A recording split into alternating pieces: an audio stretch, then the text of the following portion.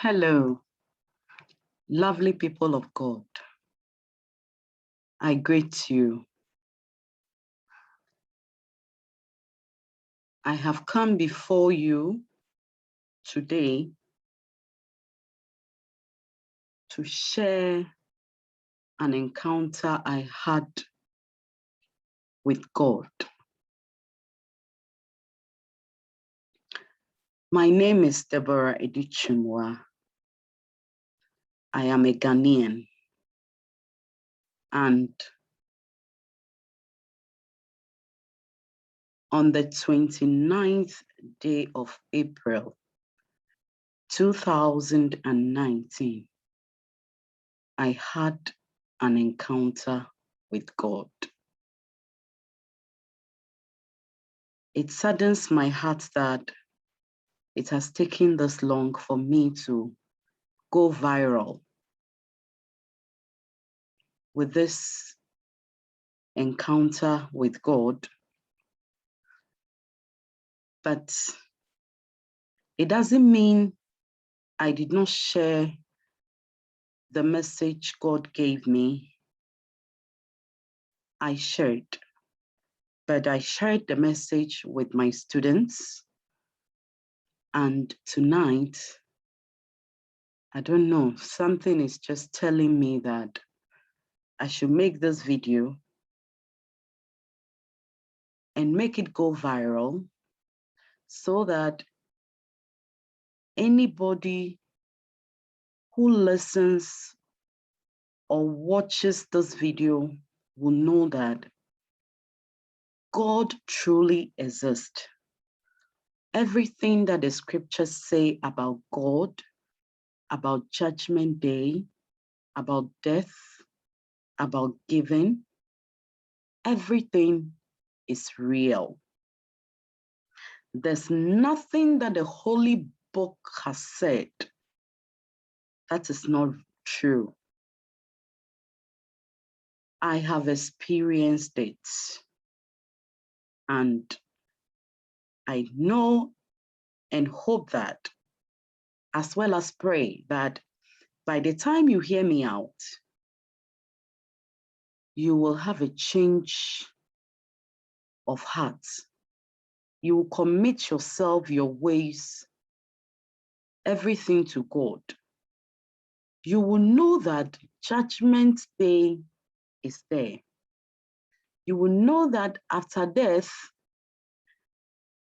or as we normally hear people say, that death is the end to all things. Death is not the end to all things. In fact, death is the beginning of what your soul will experience eternally. So please do not ignore this message. Listen and do as the message tells you. Before I move on, I'd like us to look at some biblical verses about judgment after death. If you read the book of Hebrews, chapter 9, verse 27, it states, and I quote, "And as it is appointed unto men once to die, but after this, there's judgment."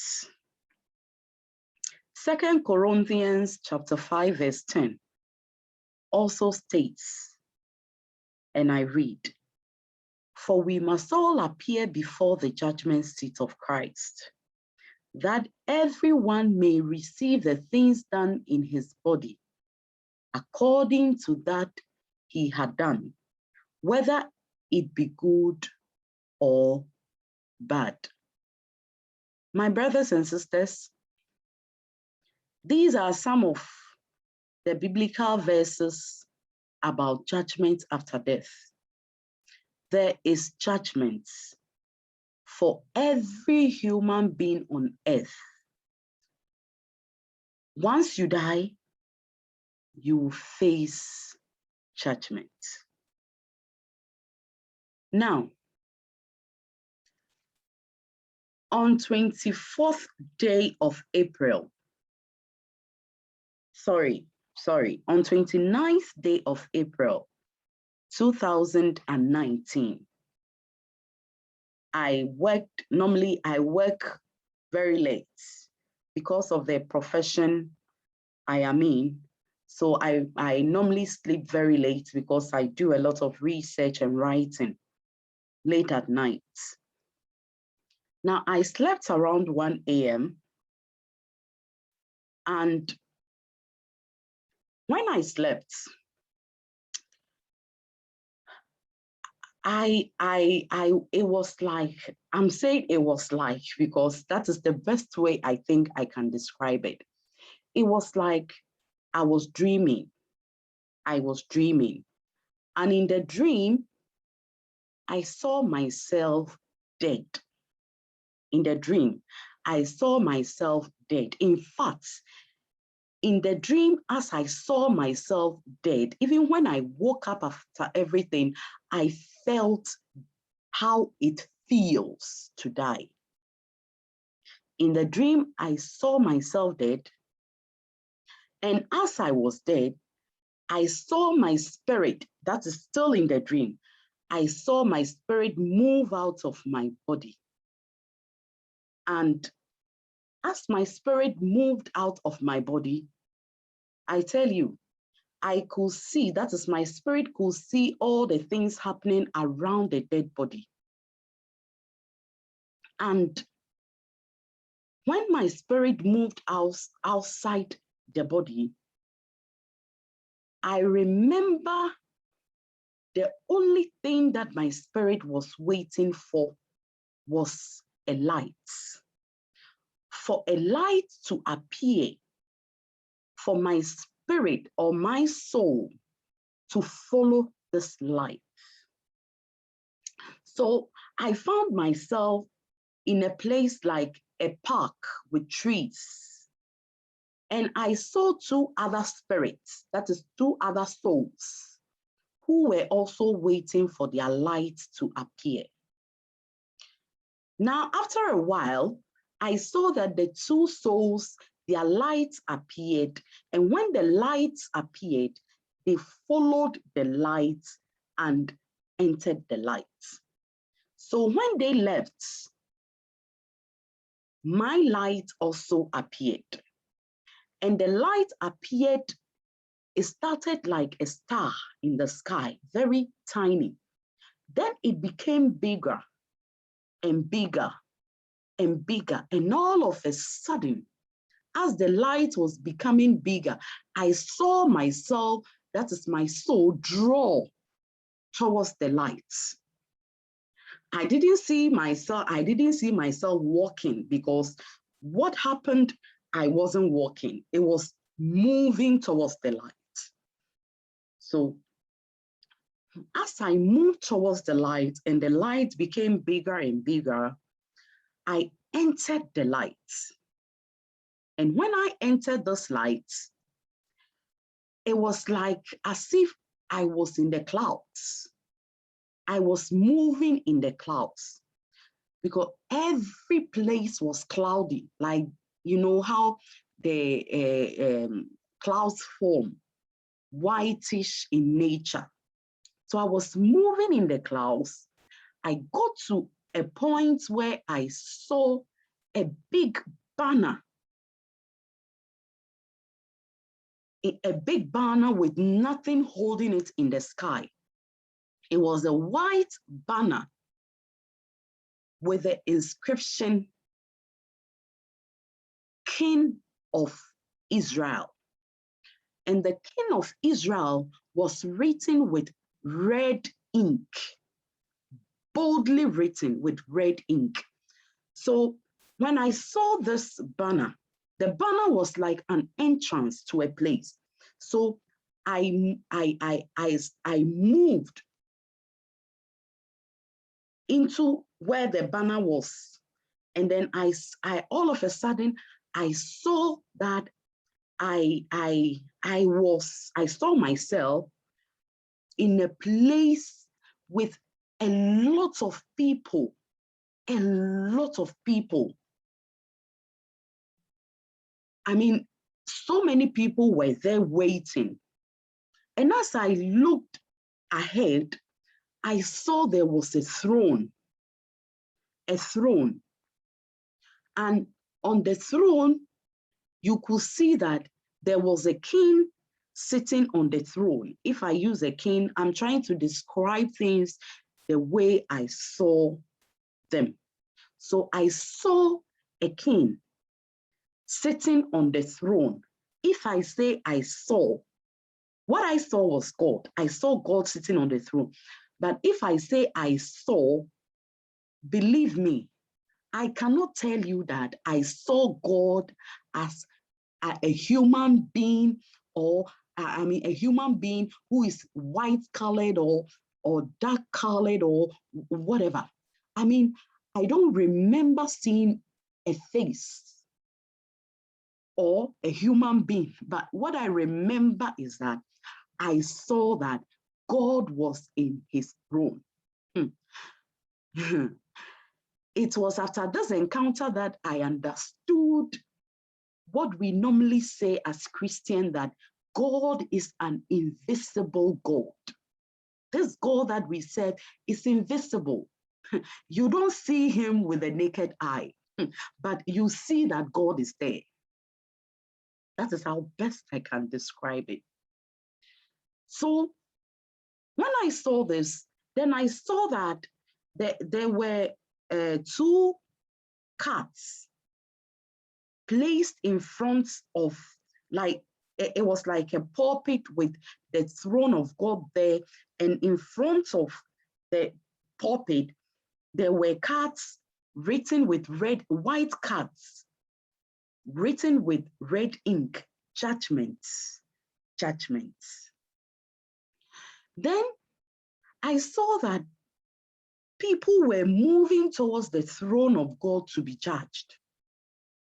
If it gets to your turn, you move towards the throne, then God will place his hands on your chest and determine whether you are going to heaven or you are going to hell.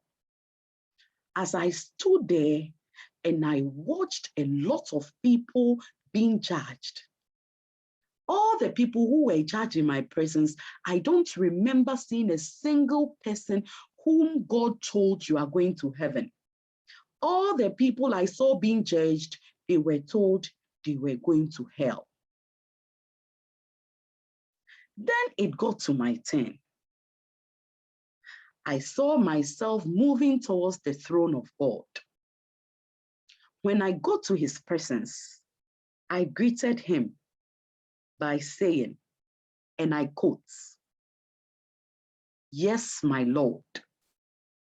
Then God asked me, "What did you say?"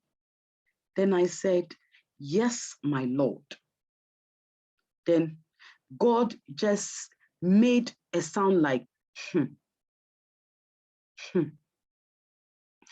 Then he placed his hands on my chest. As his hand was placed on my chest, he was just nodding his head. No, not enough to go to heaven. You are going to hell. Hey! And I said, as soon as God said that, I said, "My Lord, have you forgotten all the good things I did on earth? All the good I did, my Lord." You know what he said in response? He said, "Deborah, I know all the good things you did on earth, but the good you did on earth is not enough to guarantee you a place in where I am. So you are going to hell. So I was just there. Then God said, do you remember this woman? And all of a sudden, it was like there was a movie showing a time on earth when a woman needed my help, and I refused to help her. But I don't remember the person's face, but it was like there was like a video or some sort being shown about how I refused helping a woman who needed my help on earth. And you know, God told me, God said, because you refused to help this woman when she needed your help, you are going to hell. At that point, my brothers and sisters, fathers and mothers, I couldn't say anything again. At that point, it was like I was convinced that indeed I'm going to hell. And you see, God is very loving. God is very forgiving when we are on earth. But when you get up there, no matter how much you plead, no matter what you say, God will not give you a second chance. As we are on earth, we can always go to God and ask for forgiveness of sins. But when you get up there, it is not the same. You see, the feeling of standing before God's presence is not something that to be judged. It's not something that anybody would want to, experience. It is not a feeling that can be described. The feeling of God telling you that you are going to hell is not something that anybody would want to experience. It is very, very, very difficult to please God. If you read the book of Isaiah 64, verse 6, it states, and I quote, "But we are all as unclean thing, and all our righteousness are as filthy rags. And we all do fade as a leaf, and our iniquities, like the wind, have taken us away." My brothers and sisters, God told me that He is perfectly aware of all the good I did on earth, but all the good I did, all the people I helped, and everything is not enough to guarantee me heaven. Because I refused to help one woman who needed my help, God told me that I am going to hell. As I left God's presence, I saw myself leaving God's presence. And then, as I left God's presence, I saw that a lot of people were also moving. And as we moved away from the judgment place, I saw two paths, or like somebody will say, two roads. One on the left side, the other on the right side. My brothers and sisters, the path towards left was a very big path or road, like a rough road with a lot of potholes. And if you look ahead, what you are walking into, you could see that there's a gate. And behind the gate, there was fire. I mean, a lot of people screaming and all that. People just walking into the gates and into the fire. So I saw a lot of people on that road. And when I looked towards my right, I saw a very narrow road, very narrow. And that road I saw, the coal or whatever was used to make that road is something that I've never seen on earth. The smoothness of the road is undescribable. But I didn't see a single soul on that route. All the people who had been judged at that time, we were all going to hell. There was nobody on the road leading right.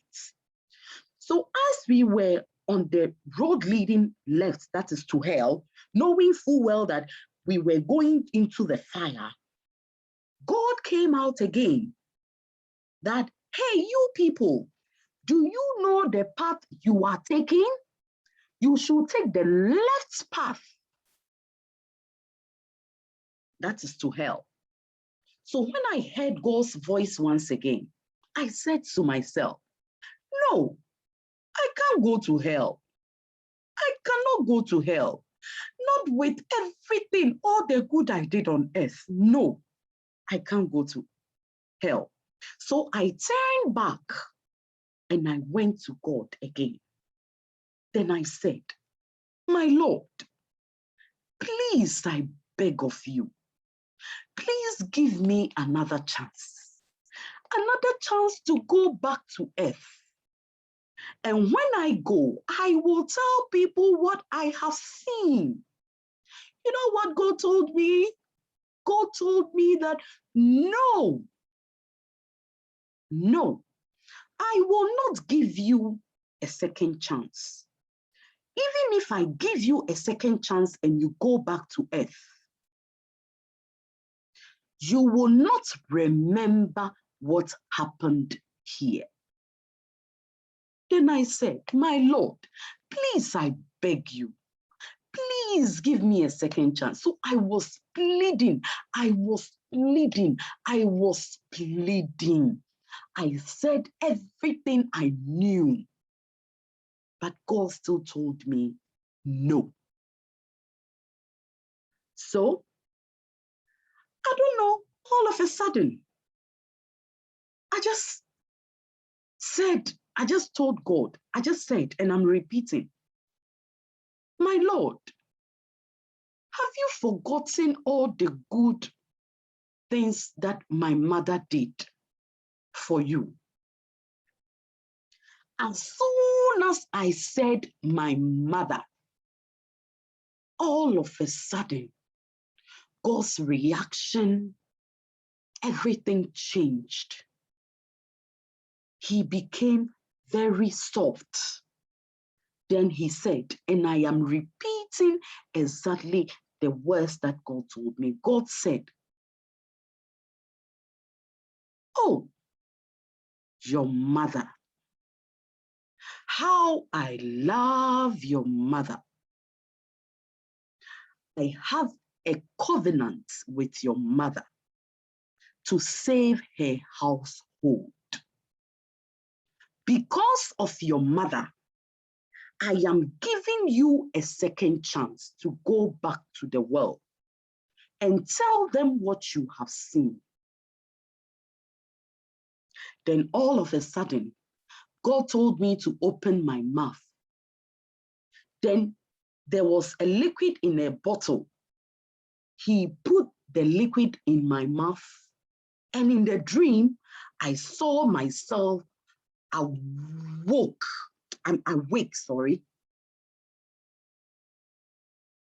And it was like somebody who was being prepared to be buried. So I saw myself awake, and all of a sudden, I woke up. My brothers and sisters, when I woke up, I was sweating. I was panting.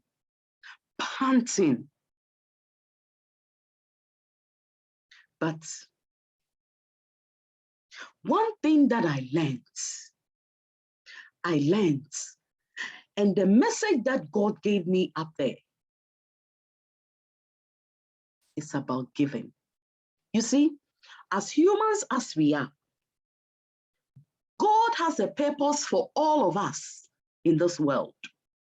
It is up to us to serve him well, for us to know the purpose he has, given to us, the task he has given to us in this world, for us to be able to achieve that and secure a better place after death. I saw that my task is about giving. You see, I don't remember God judging me and telling me that, Deborah, because of the gossiping you did, you are not going to hell. Or because you stole somebody's something, you are not going to hell. I'm not saying that you can sin and go to heaven. All I'm saying is that in all your ways of serving God, not sinning and everything, there's a purpose God has bestowed on you. You have a purpose, a particular task that God has given to you to fulfill. And until you identify that task and fulfill it, my brothers and sisters, you are wasting your time. Mine is about giving. I am somebody who loves giving. The little I have, I share with others. If I have something and somebody doesn't have, I am pleased to give. What pains me or saddens my heart is if somebody is in need and I don't have the means to help. God knows my heart. Mine is about giving. Giving is key. In fact, if you read 2 Corinthians chapter 9, verse 6 to 8, it states, whoever sows sparingly will also reap sparingly. And whoever sows generously will also reap generously. Each of you should give what you have decided in your heart to give.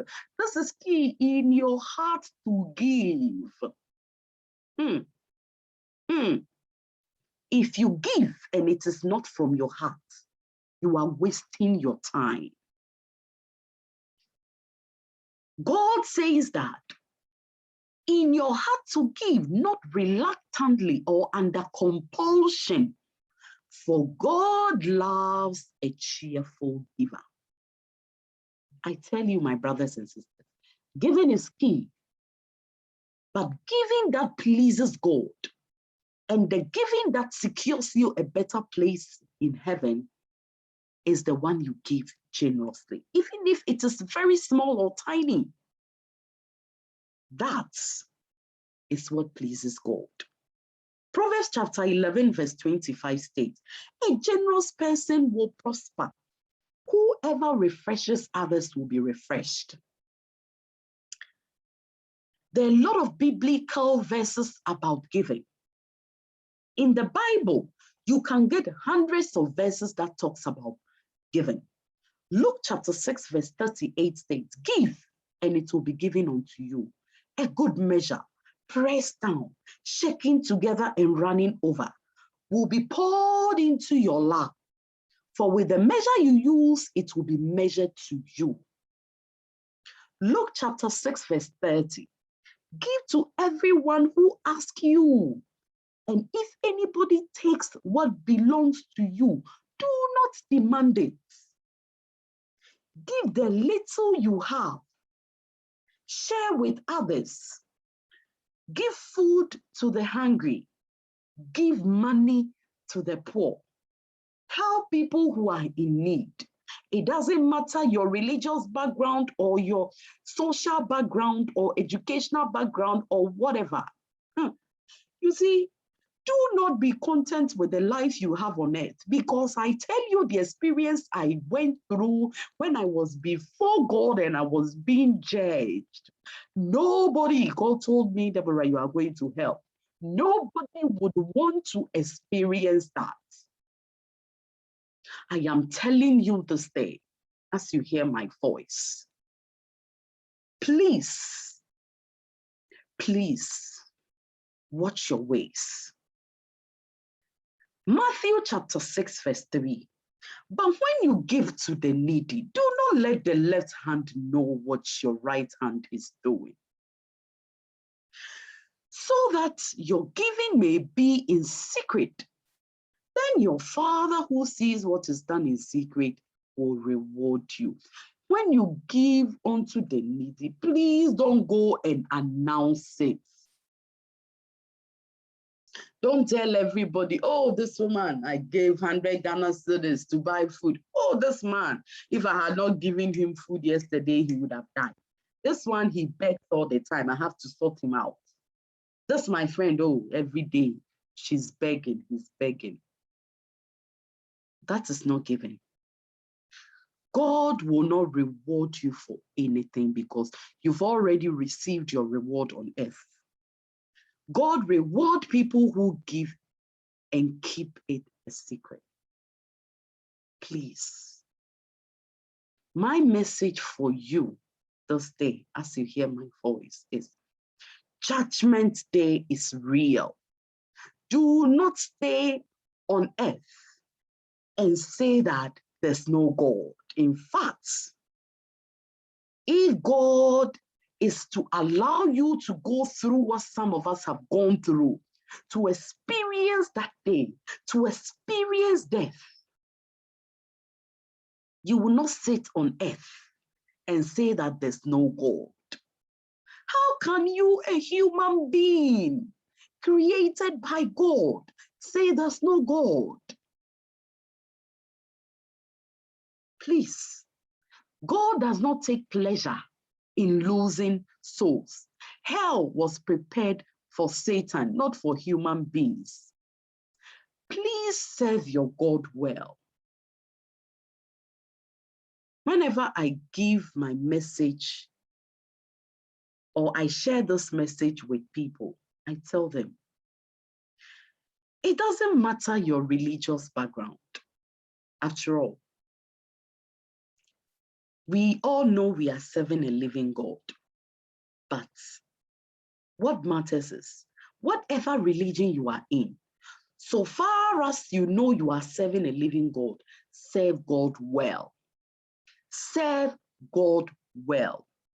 Do not sin. Stay away from sin. As humans as we are, it is difficult to stay away from sin. That is why whenever you pray, you ask for forgiveness of sin. We are all sinners. We are all sinners. But what sustains us is the grace. It's the grace of God. Once we have life, as we are still alive, there's more chance for us to do good, for us to repent, for us to live according to God's words. Please do good. Please serve God well. Please give to the needy.